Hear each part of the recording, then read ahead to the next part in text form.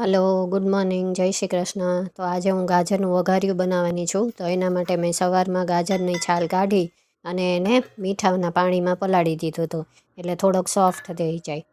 ત્યારબાદ અહીંયા 2 મરચાં અને 2 લસણ લીધા છે. એને હું સરસ રીતે શેકી લઈશ. એકદમ સરસ રીતે શેકવાના, એટલે આમ થોડાક કાળા જેવા થઈ જાય ને એવી રીતે. પછી અહીંયા થોડીક શીંગ લેવાની છે, તો શીંગને પણ હું શેકી લઈશ અને પછી એના ફોતરા કાઢી નાખવાના શીંગના. તો એકદમ શીંગને પણ સરસ રીતે એકદમ ક્રિસ્પી થાય ત્યાં સુધી શેકવાની. પછી આ કસૂરી મેથી છે, તો કસૂરી મેથી પણ આમ તમે બહારની લ્યો તો એ આમ ક્રિસ્પી જ આવે છે, પણ મેં ઘરે કરી હતી એટલે મને થોડુંક શેકવા જેવું લાગ્યું એટલે મેં શેકી હતી એને. તો એને પણ થોડીક શેકી લીધી છે. ત્યારબાદ અહીંયા બીજી તૈયારી કરી લીધી છે. તો ગાજર હવે મેં લઈ લીધા છે, પાણીમાંથી બહાર કાઢી લીધા, 2 કલાક રાખ્યા હતા. પછી અહીંયા કસૂરી મેથી લીધી છે. ત્યારબાદ અહીંયા શેકેલી શીંગ લીધી છે, મરચાં અને લસણ લીધું છે શેકેલું. ત્યારબાદ અહીંયા શેકેલું જીરું લીધું છે.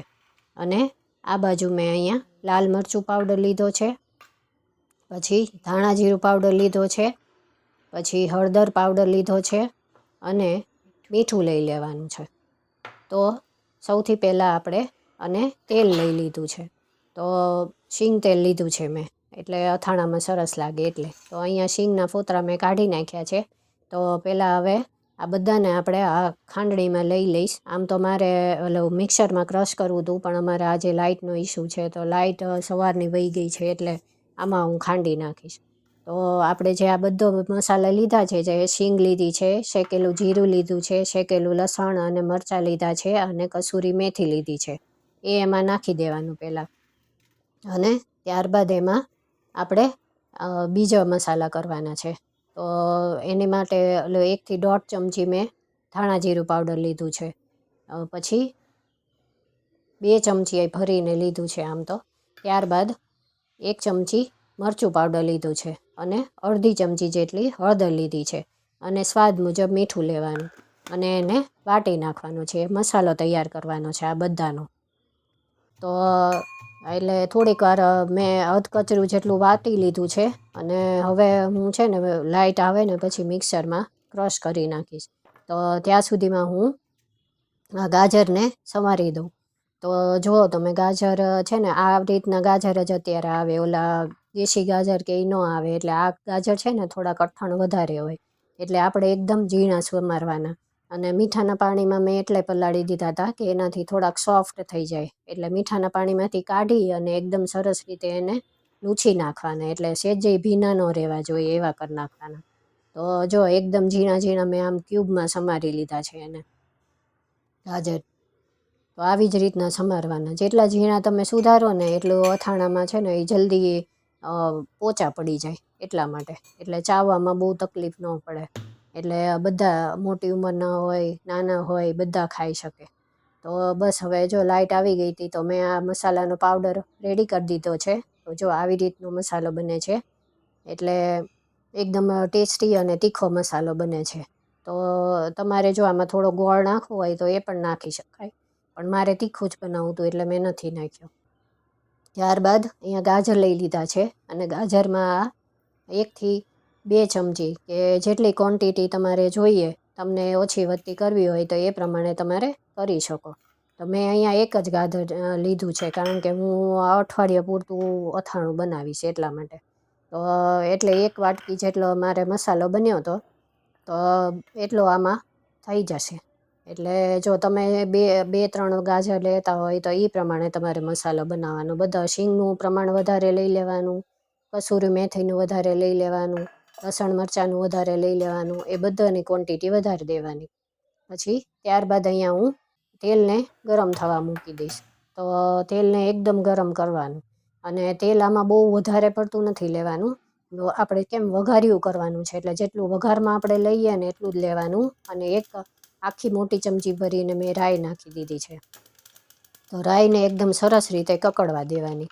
તો રાઈ એકદમ સરસ કકડી જાય, આપણો વઘાર થઈ જાય, પછી આપણે એ વઘારને ગાજરની ઉપર નાખી દેવાનો છે. તો જો વઘાર હવે એકદમ સરસ થઈ ગયો છે, રાઈ કકડી ગઈ છે. તો હવે એને હલાવી દેવાનું. હલાવી અને ઢાંકીને આપણે 10 મિનિટ માટે એને મૂકી દેવાનું છે. વઘાર નાખી અને પછી ઉપરથી લીંબુ નીચોવી દેવાનું અને પછી ઢાંકી દેશું આપણે. તો હવે એને 10 મિનિટ માટે રહેવા દેશું. અથાણું હવે એકદમ સરસ બની ગયું છે. તો આ અથાણાને વઘાર્યું કહેવાય, એટલે આપણે વઘારીને કર્યું રાઈથી એટલે. અને આ મહારાષ્ટ્રીયન સ્ટાઇલથી મેં કર્યું છે અને થોડુંક મારું પણ એમાં વેરિએશન આપ્યું છે એકદમ નવી રીતથી. અને આવી રીતે તમે જોયું હશે કે મહારાષ્ટ્રીયન ઠેચા જે બને ને એ આવી રીતે બનાવતા હોય, પણ એ લિક્વિડ ફોર્મમાં બનાવતા હોય અને મેં કોરી ચટણી રાખી છે, એટલો મારી રીતે મેં થોડુંક વેરિએશન કર્યું છે. તો તમે પણ આવી રીતે બનાવજો, બહુ જ ટેસ્ટી બને છે. અને હવે વઘાર થઈ ગયો છે એટલે ઢાંકીને હું લગભગ 5 થી 10 મિનિટ રાખી મૂકીશ અને પછી જોઈશ અને પછી તમને દેખાડું પાછું હલાવીને. તો અહીંયા 10 મિનિટ થઈ ગઈ છે. તો હવે અથાણું જોઈ લઈએ આપણે. તો જો આપણું એકદમ ટેસ્ટી વઘાર્યું ગાજરનું રેડી છે.